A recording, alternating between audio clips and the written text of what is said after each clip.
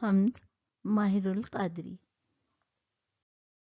تعارف: اصل نام منظور حسین تھا، ماہر تخلص اختیار کیا، سلسلہ طریقت سے بیعت کی بنا پر ادبی دنیا میں ماہر القادری مشہور ہوئے۔ یوں تو انہوں نے تمام اصناف سخن میں اپنے فن کے جوہر دکھائے، تاہم عشق الہی اور عشق رسول صلی اللہ علیہ وسلم کا جذبہ غالب آیا اور انہیں حمد و نعت گوئی میں خاص شہرت حاصل ہوئی۔ ان کے کلام کی زبان سادہ و سلیس ہے، تاہم موقع کی مناسبت سے محاورات و تلمیحات کے استعمال نے ان کے طرز کلام کو چار چاند لگا دیے ہیں۔ تشبیہات و استعارات بھی لطف کلام اور معنویت کو دوبالا کرتے ہیں۔ حمد و نعت کا موضوع جس ادب و شائستگی کا متقاضی ہے، ماہر القادری کے لب و لہجے میں اس کا خاص خیال رکھا گیا ہے۔ حمد شاعری کی اصطلاح میں حمد وہ نظم ہوتی ہے جس میں شاعر اللہ کی تعریف و توصیف بیان کرتا ہے۔ محبت الہیہ اور جذب و شوق کے اظہار کے لیے ہر شاعر کا اپنا اپنا انداز ہے۔ کسی حمد میں اللہ کی صفات کا بیان ہوتا ہے، کسی میں اس کی نعمتوں کا شکر، کبھی اس کی خلاقی، کبریائی اور ربوبیت کا تذکرہ، اور کسی میں دعا کی جاتی ہے۔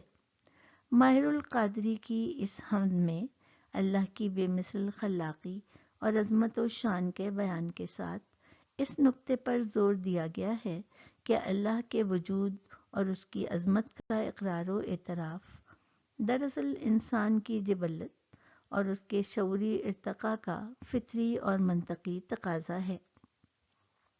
یہی عقل کے اوج کمال کی دلیل ہے۔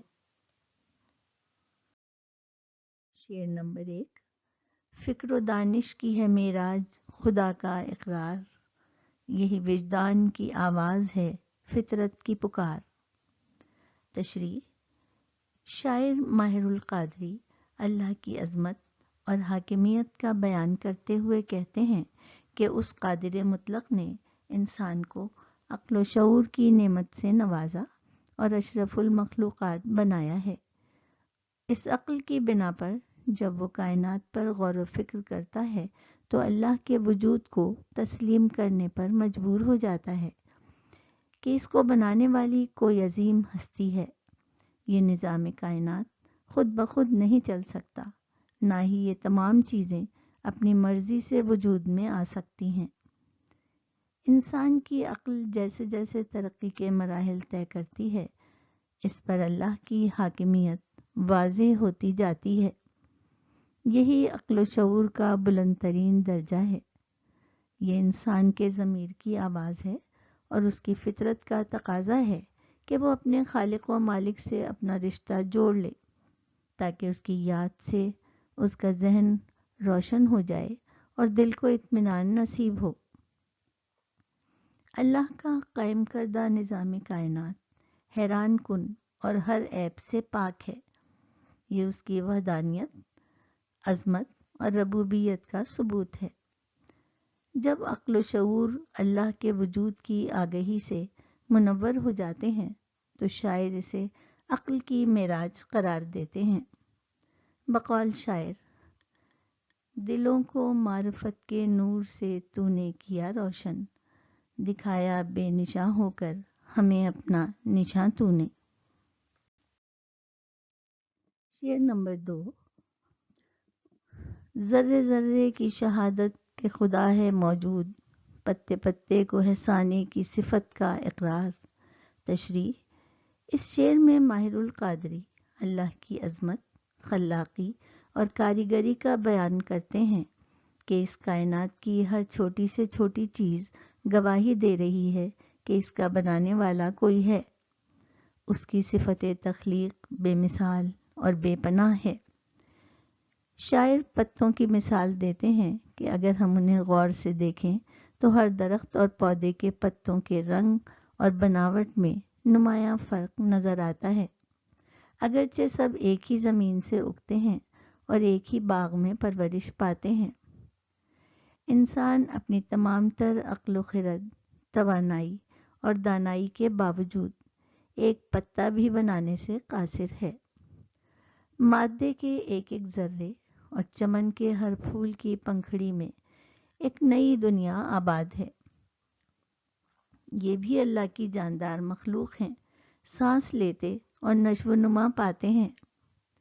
ان کا خالق یقیناً بڑی حکمت والا ہے۔ یہ رنگا رنگی، خوبصورتی اور تنوع پکار پکار کر اپنے خالق کی موجودگی اور ثنائی کا اعلان کر رہا ہے۔ ہمیں اللہ کی قدرت کے جلوے دیکھنے اور سمجھنے کے لیے چشم بصیرت کھلی رکھنی چاہیے۔ اللہ رب العزت کا ارشاد ہے، بے شک ہم نے ہر چیز کو ایک خاص انداز سے پیدا کیا ہے۔ رنگ تیرا چمن میں بو تیری، خوب دیکھا تو باغباں تو ہے۔ شعر نمبر 3۔ اسی خلاق نے جوہر کو توانائی دی، پھول پتوں کو عطا جس نے کیے نقش و نگار۔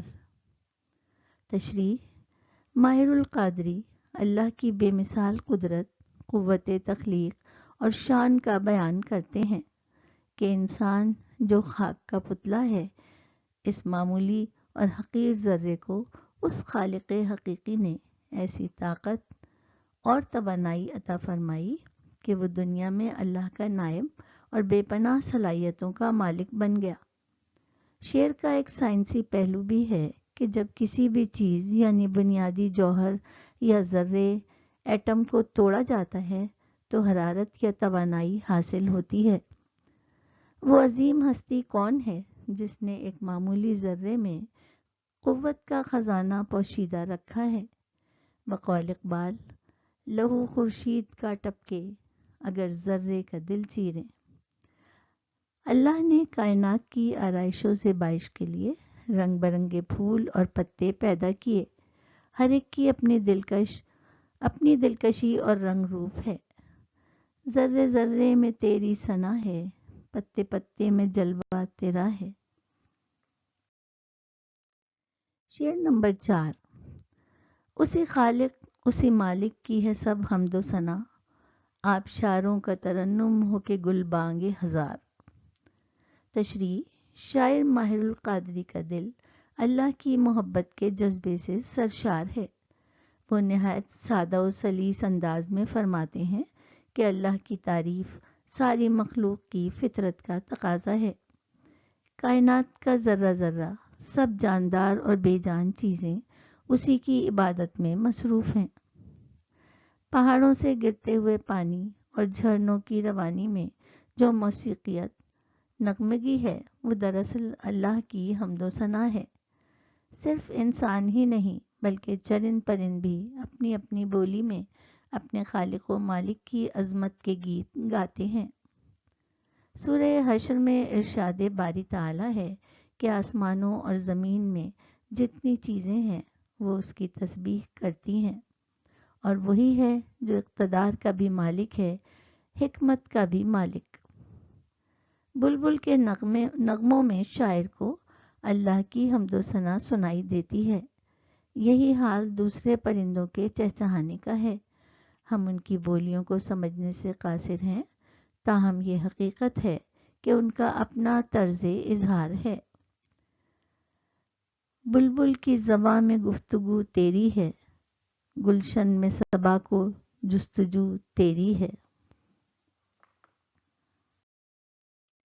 شعر نمبر 5۔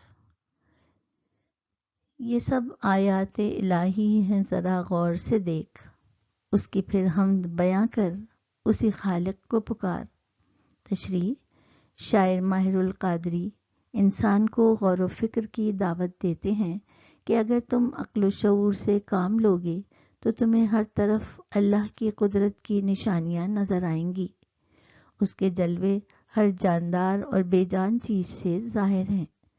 کائنات کا ذرہ ذرہ اس کے وجود کی گواہی دے رہا ہے۔ اس کی حاکمیت میں کوئی شریک نہیں۔ آسمان اور زمین کا نظام اسی کے حکم کے تابع ہے۔ اس غور و فکر کے بعد تم اس نتیجے پر پہنچو گے کہ صرف وہ معبود حقیقی ہی حمد و ثنا کے لائق ہے۔ وہ مختار کل ہے، لہٰذا ہمیں ہر مشکل میں اور ہر ضرورت کے لیے صرف اسی کو پکارنا چاہیے، کیونکہ وہ ہر پکارنے والے کی پکار سنتا ہے۔ اسی کے ذکر اور اسی کی یاد سے دلوں کو سکون ملتا ہے۔ وہ ہماری شہرک سے بھی زیادہ ہمارے قریب ہے۔ ہر ایک ذرہ فضا کا داستاں اس کی سناتا ہے، ہر ایک جھونکا ہوا کا آ کے دیتا ہے پیام اس کا۔ شعر نمبر 6۔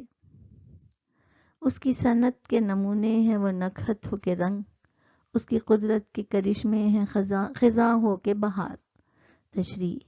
حمد کے آخری شعر میں ماہر القادری اپنے سادہ و بے تکلف انداز میں اور شستہ و پاکیزہ زبان میں اللہ تعالیٰ کی بے مثل قدرت اور کاریگری کا بیان کرتے ہیں کہ جب اس عالم رنگ و بو میں ہم اپنے ارد گرد نظر ڈالتے ہیں تو دنگ رہ جاتے ہیں۔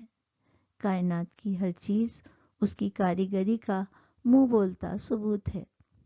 ہر پھول اور پتے کا رنگ اور بناوٹ الگ الگ ہے، ہر ایک کی خوشبو جدا ہے۔